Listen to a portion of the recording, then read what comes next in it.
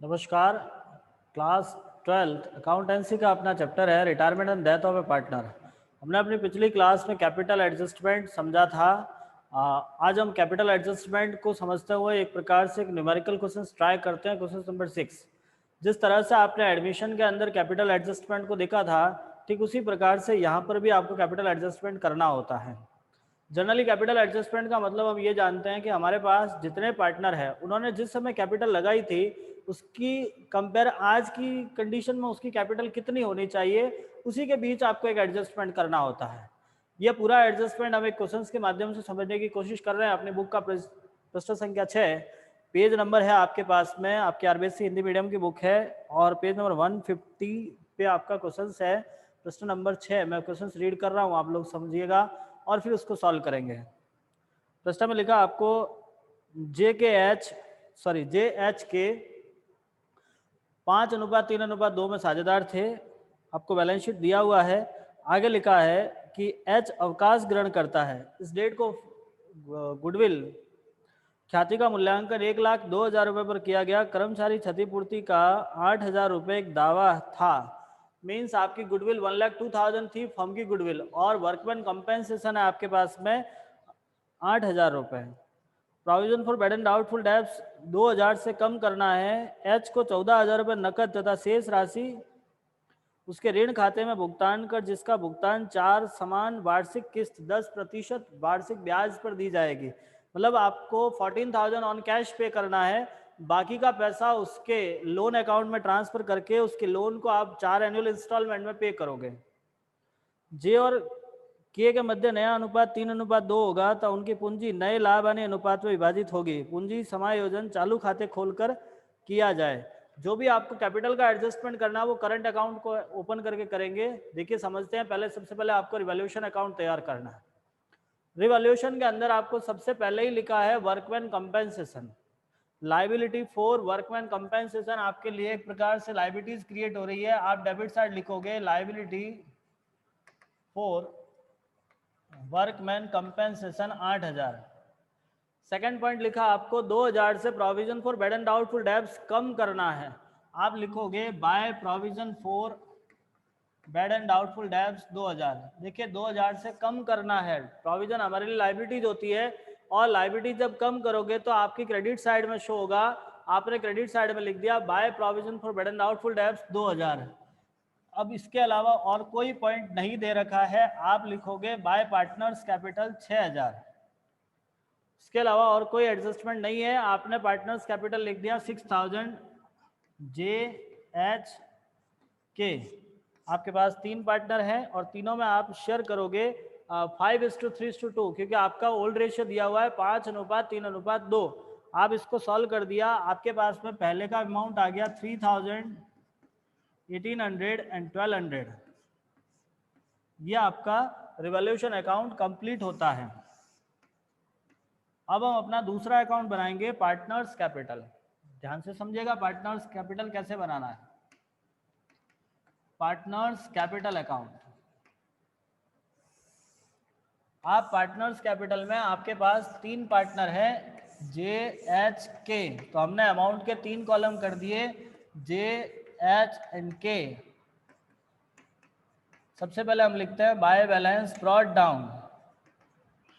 हमारी balance sheet में आपको कैपिटल दी हुई है 1,00,000, दूसरे का 80,000, तीसरे का 40,000। तो आप जे के अंदर लिखोगे 1,80,000 एंड 40,000। नेक्स्ट आगे आपको लिखना है, आप रिवैल्यूएशन लॉस ट्रांसफर कर लीजिएगा। लॉस आया है तो डेबिट साइड में लिखोगे टू रिवैल्यूएशन 3,000, 1,800 एंड 1,200। नेक्स्ट अब आप देखोगे आपकी बैलेंस शीट में गुडविल देखना है। आपके पास गुडविल नहीं दिया हुआ है, बैलेंस शीट में नहीं है, लेकिन आपके एडजस्टमेंट में गुडविल है। जो आपका रिटायरिंग पार्टनर है उसकी गुडविल से एडजस्टमेंट करना होगा। हम यहाँ लिखते हैं एच गुडविल, क्योंकि एच रिटायर्ड हो रहा है तो एच की गुडविल 1,02,000 इंटू 3/10।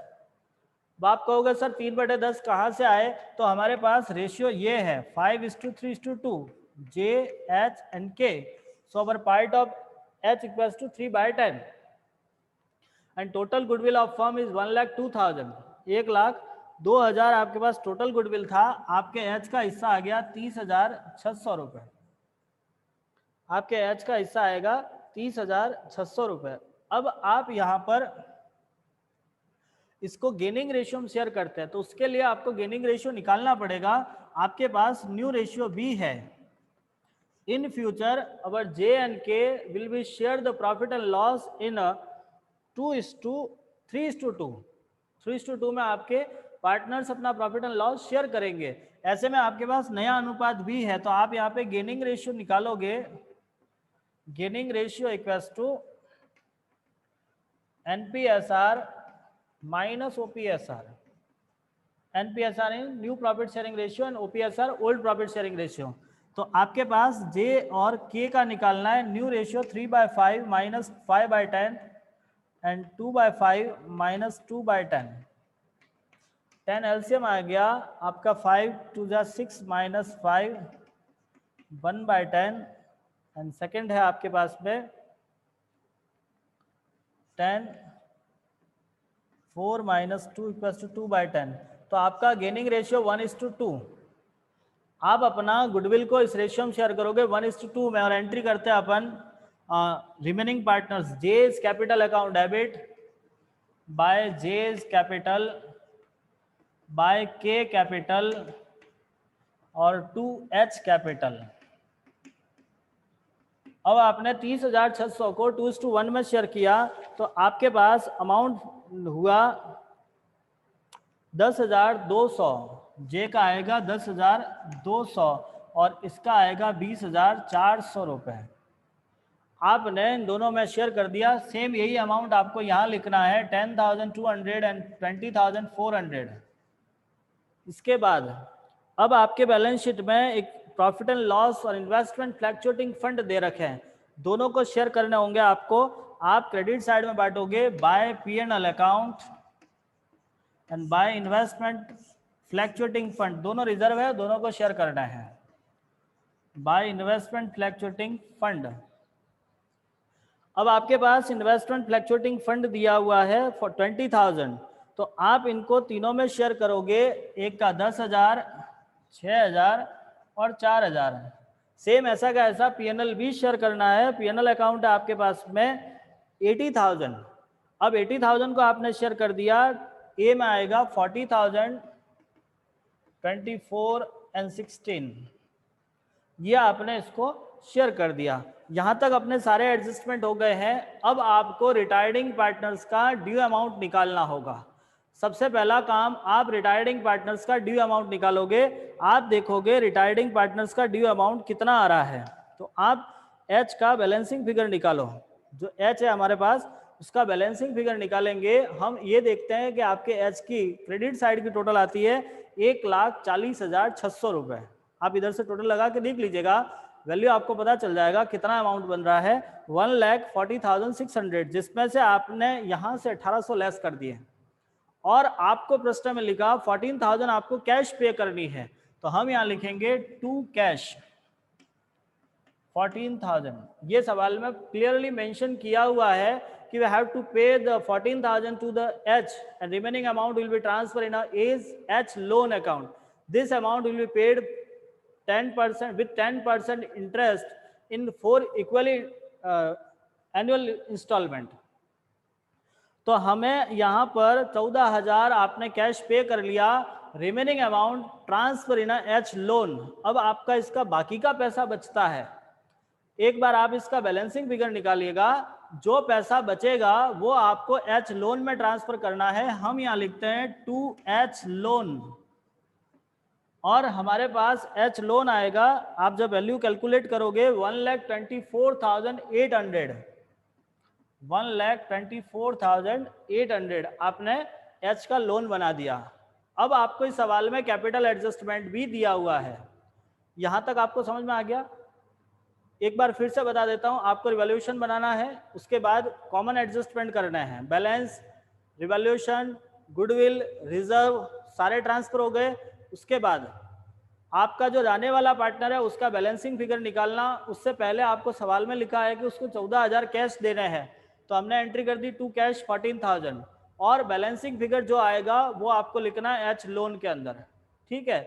अब आपको इस सवाल में लिखा कि जो बाकी के पार्टनर है वो कैपिटल को इन फ्यूचर अपने न्यू रेशियो में शेयर करते हैं, तो पहले तो आप इन दोनों का बैलेंसिंग फिगर निकालो। देखो कैपिटल एडजस्टमेंट दो प्रकार से, पहला है आपको टोटल कैपिटल दे रखी होगी और दूसरा है टोटल कैपिटल नहीं दे रखी होगी।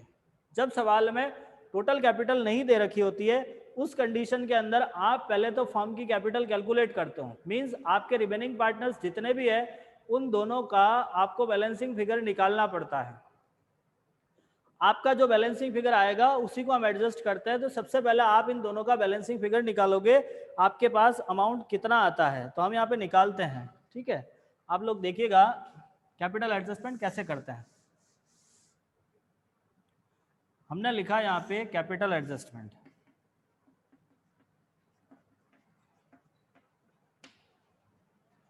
सबसे पहले आपका जे, आप जे का देखोगे तो जे का आपके बैलेंसिंग फिगर आ रहा है 1,36,000 रुपये। अब आप कहोगे सर ये अमाउंट कहाँ से लाया आपने, तो आप देख लो डेबिट साइड की टोटल और क्रेडिट साइड की टोटल के बीच, आपके पास debit side and credit side की टोटल को दोनों को देख लीजिएगा कितना वैल्यू बन रहा है।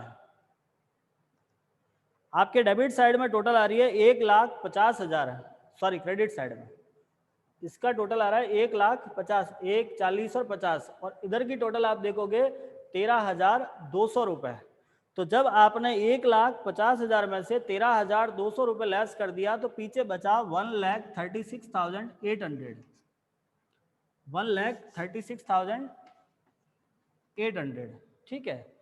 अब इसके बाद आपका जे का अमाउंट निकालोगे, सेम टू सेम आपको जे का भी ऐसे ही काम करना है। आप जे के लिए क्रेडिट साइड की टोटल देखोगे, आपकी क्रेडिट साइड में टोटल आ रहा है 1,36,800, और उसमें से आपको जैसे ये तो आपका जे का निकल गया, अब इसका भी बैलेंसिंग फिगर निकालोगे, उसका बैलेंसिंग फिगर आता है आपके पास में 60,000, इसका आ गया 60,000 एच का।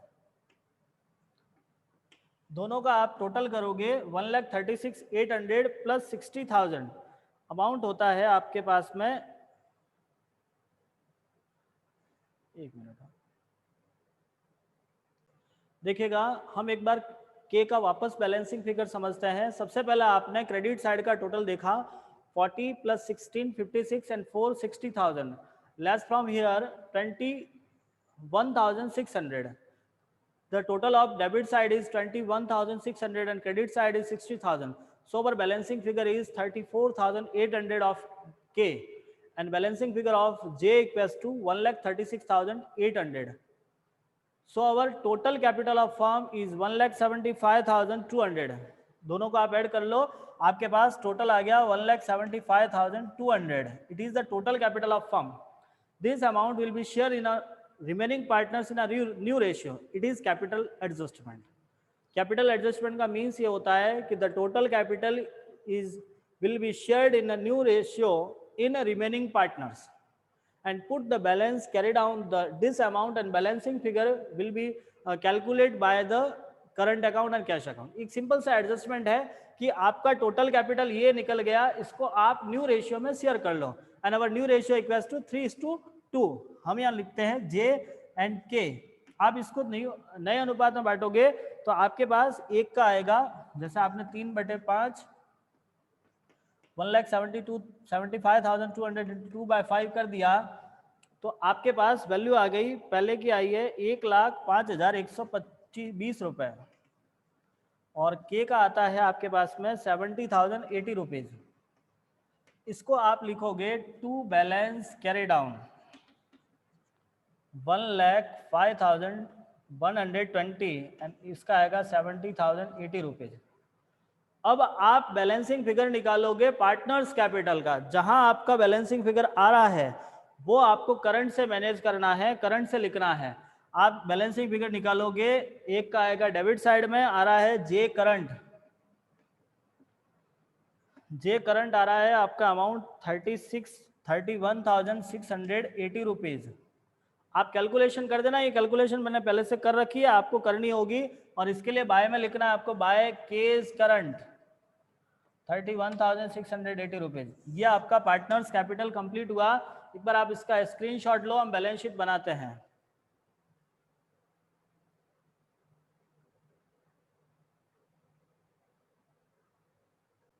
देखिए पार्टनर्स कैपिटल के बाद हम बनाएंगे बैलेंस शीट, ठीक है। बैलेंस शीट कैसे बनानी है आप देखोगे, बैलेंस शीट कुछ फॉर्मेट है फिक्स, आपको याद रखने हैं और लिखना है। सबसे पहले आपने लिखा यहाँ पे कैपिटल जे और के, जो अभी इसका बैलेंस शीट ही था वही आपका कैपिटल होता है। और हमारे पास कैपिटल था 1,05,120 एंड 70,080 रुपीज, टोटल हो गया 1,75,200। उसके बाद आपके पास एच का लोन है, एच लोन आपने अभी बनाया था, एच का लोन था 1,24,800। दो आइटम आपने पार्टनर्स कैपिटल से ले ली। अब आप अपनी पुरानी बैलेंस शीट को देखकर इसको कंप्लीट करोगे। आपके पास में क्रेडिटर्स लिखे हुए हैं, क्रेडिटर्स जिसको आपने कोई चेंज नहीं किया है, अमाउंट था आपके पास 42,000। नेक्स्ट, अब आपके पास जे करंट आया था, ये जो अभी करंट अमाउंट निकाले थे इनको भी आपको बैलेंस शीट में लिखना है। कैसे लिखना है, यदि अमाउंट आपकी डेबिट साइड में आ रहा है तो उसको आप लिखोगे लायबिलिटी साइड में, यदि आपका अमाउंट क्रेडिट में आ रहा है तो उसको लिखना है असेस्ट साइड में। यदि कोई करंट लायबिलिटीज मतलब डेबिट में आ रहा है तब तो लिखना है लायबिलिटी साइड में, और अमाउंट यदि आपके क्रेडिट में आ रहा है तो उसको कहाँ लिखना है आपको, असेस्ट में। ये चीज याद रखिएगा, डेबिट साइड में है तो लायबिलिटीज में, क्रेडिट साइड में है तो आपको असेस्ट में लिखना है। आप देखोगे आपके दोनों साइड में है, जैसे जे करंट था 31,680 रुपीज आपके लायबिलिटी साइड में लिखना होगा। उसके बाद एक आपने प्रोविजन फॉर वर्कमैन कंपेंसेशन तैयार किया है, लायबिलिटीज है आपके पास में, आप लिखते हो लायबिलिटी फॉर वर्कमैन कंपेंसेशन 8,000 का। अब आप असेस्ट साइड में देखोगे, असेस्ट में सबसे पहले आपको लिखा है land and building, land and building जिसको आपने कोई चेंज नहीं किया है। आप रिवॉल्यूशन में देख रहे हो तो आपने लैंड एंड बिल्डिंग में कोई चेंज नहीं किया है, आपके पास जितना वैल्यू था वो सेम टू सेम आपको वापस इस साल भी लिखना होगा, इस बैलेंस शीट में भी एज इट इज उसी वैल्यू को आपको पुट करना है। और उस टाइम हमारे पास वैल्यू था 1,24,000। Next, motor van no change, same amount will 40,000। Next, investment कोई चेंज नहीं किया आपने, यदि चेंज करते तो रिवॉल्यूशन के साथ में एडजस्टमेंट होता है, यहां लिख देते अपन।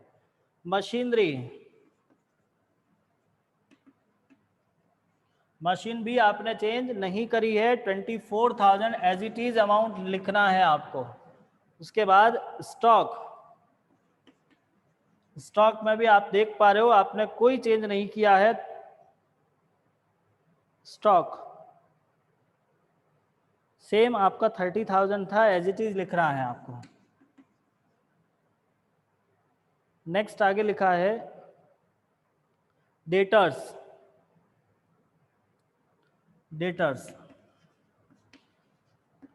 अब डेटर्स देखोगे तो आपके पास में पहले 80,000 था, पहले था आपके पास 80,000, जिसमें से आप लेस करोगे provision for bad and doubtful debts 6,000।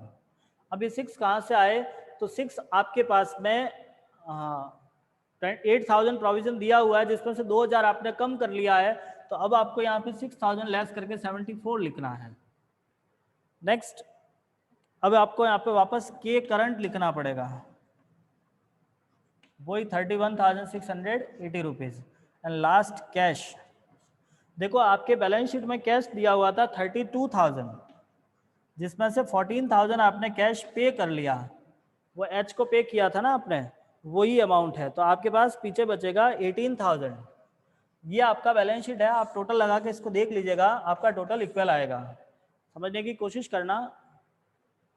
देखिएगा माफी चाहता हूँ, एक थोड़ा सा बैलेंस मिस्टेक लिखा हमने, ये 6000 नहीं 4000 होगा, क्योंकि आपके बैलेंस शीट में 6000 ऑलरेडी दिया हुआ है, हमको उसको कम करना है 2000 रुपये से, तो ऐसे में ये 6 नहीं 4 होगा और यहाँ पे 76,000 होगा, तो अमाउंट आएगा आपका 3,81,680 रुपीज़। और लाइबिलिटी साइड में तो ये वैल्यू आ ही रही है।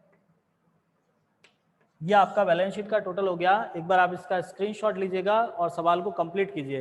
इसके नेक्स्ट अब हम क्वेश्चन नंबर 7 समझते हैं। मैं पूरा प्रश्न आपको समझा रहा हूँ, यदि आप लोग कर पाते हो तो द बेस्ट है, नहीं तो फिर हम उसको बोर्ड पे करेंगे। पहले एक बार मैं उस प्रश्न को पढ़ के समझा देता हूँ, एक बार आप इसका स्क्रीनशॉट ले लो, आगे बढ़ते हैं अपन। Question number 7